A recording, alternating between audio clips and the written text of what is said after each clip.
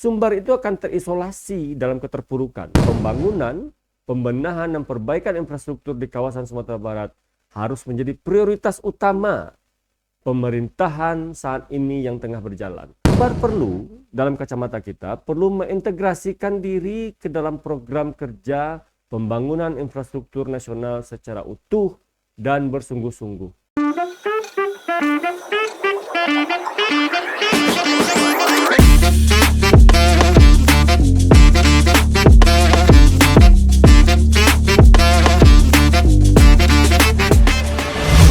Assalamualaikum warahmatullahi wabarakatuh.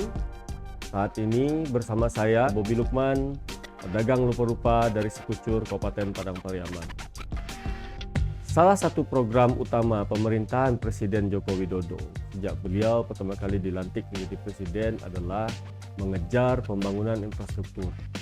Hal ini penting dimaksudkan guna mempercepat laju pertumbuhan ekonomi pasca terjadinya krisis moneter pada tahun 1997 yang kemudian diikuti dengan krisis keuangan global pada tahun 2008 silam.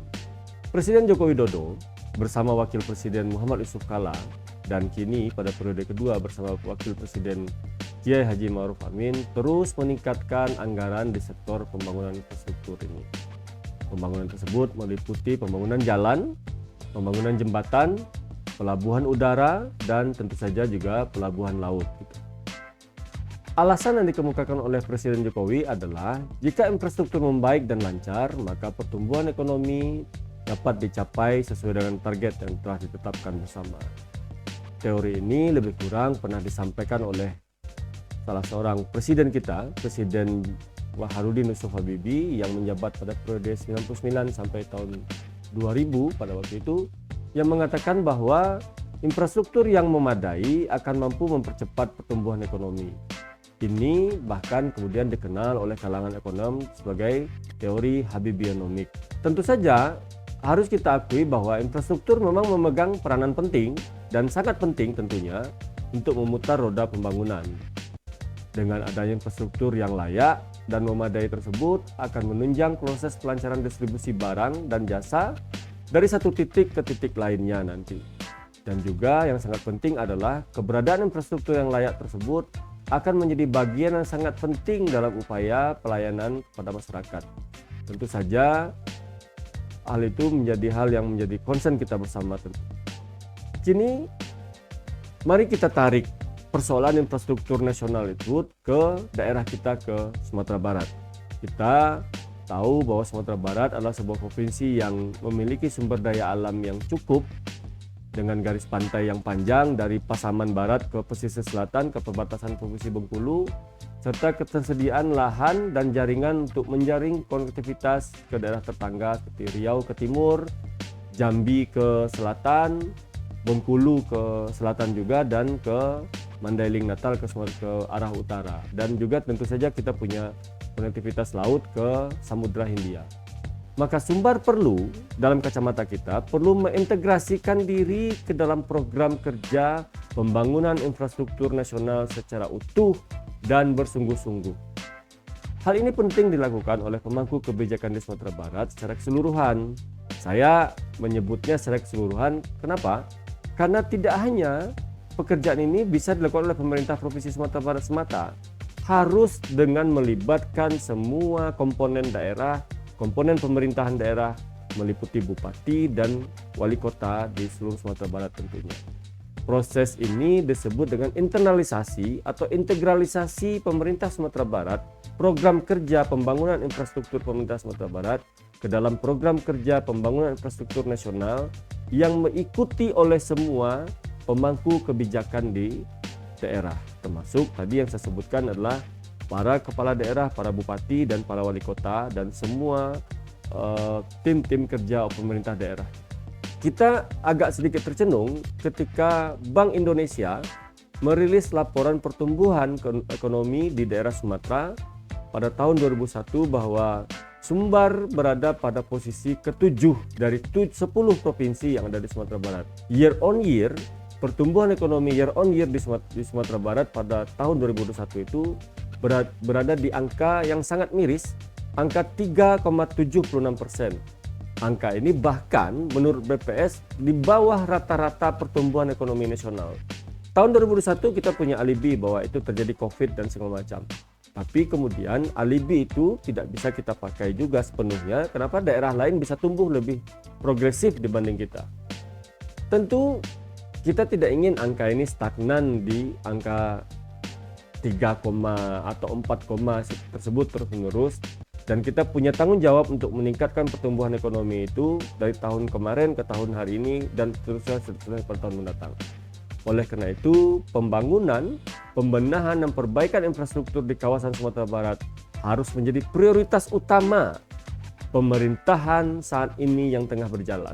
Saya ulangi, menjadi prioritas utama bagi pemerintah yang saat ini tengah berjalan, yaitu pemerintahan yang dilantik hasil pilkada tahun 2020 yang lalu. Harusnya kita menyadari bahwa berbagai fasilitas fisik dan sarana penunjang adalah hal yang vital untuk mendukung berbagai kegiatan perekonomian, kegiatan perindustrian, bahkan kegiatan sosial dan termasuk kegiatan-kegiatan kepemerintahan. Pentingnya keberadaan dan penyediaan infrastruktur ini harus disadari sebagai hal yang mutlak untuk mengejar ketertinggalan pertumbuhan ekonomi di kawasan regional Sumatera khususnya. Sebagai komponen utama dalam mengembangkan kegiatan ekonomi, keberadaan infrastruktur yang layak seperti jalan yang layak, jembatan yang layak, pelabuhan yang layak, bandara yang layak akan memudahkan distribusi barang dan jasa dari Sumatera Barat ke daerah lainnya. Kita bisa bayangkan jika saat ini pembangunan jalan tol di Sumatera Barat tersendat dari tahun 2018. Kita tahu bahwa pembangunan jalan tol dari Pekanbaru ke Bangkinang, Bangkinang ke Pangkalan sudah mencapai progres 80%. Bahkan jalan tol dari Bengkulu ke Lubuk Linggau itu sudah diresmikan pada minggu kemarin oleh Presiden. Bisa dibayangkan jika jalan tol dari Bangkinang ke Pangkalan itu selesai, lalu kemudian koridor utama Trans Sumatera yang melewati Rengat dan Jambi itu selesai, Sumbar itu akan terisolasi dalam keterpurukan. Bayangkan, Sumbar tidak akan bisa mengirim barang dengan lancar ke Riau, ke Jambi. Kenapa? Karena infrastruktur jalannya rusak.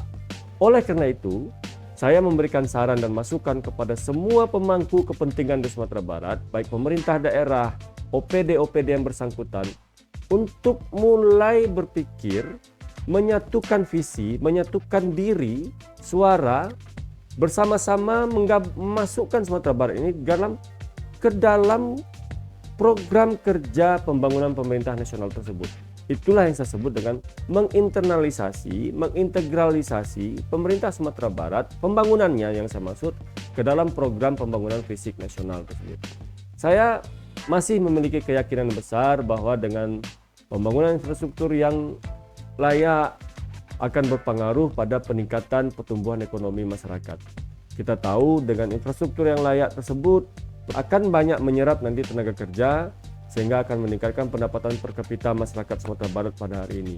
Bahkan tidak mungkin bahwa angka 3,6% itu dapat kita langkaui menjadi angka yang jauh di atas rata-rata pertumbuhan ekonomi nasional. Ketersediaan infrastruktur yang layak tersebut serta berkualitas tentunya akan membawa dampak positif dan menyebabkan efisiensi dalam dunia usaha. Dan tentu saja akan semakin besar dampaknya untuk menarik investasi agar orang datang berinvestasi, berusaha di daerah yang kita cintai saat ini. Tentu saja yang tersebut daerah kampung kita. Ibu Menteri Keuangan, Ibu Menteri Sri Mulyani pernah mengatakan bahwa pembangunan infrastruktur akan berpotensi memberikan kontribusi pada pemulihan ekonomi nasional pasca krisis, termasuk krisis COVID yang kemarin terjadi. Oleh sebab itu, perlulah kiranya kita semua warga masyarakat Sumatera Barat, semua komponen masyarakat Sumatera Barat, baik pemerintah daerah provinsi, pemerintah daerah kabupaten kota, dan semua stakeholder Sumatera Barat untuk mendukung langkah investasi infrastruktur yang jelas-jelas bertujuan untuk membangun tersebut.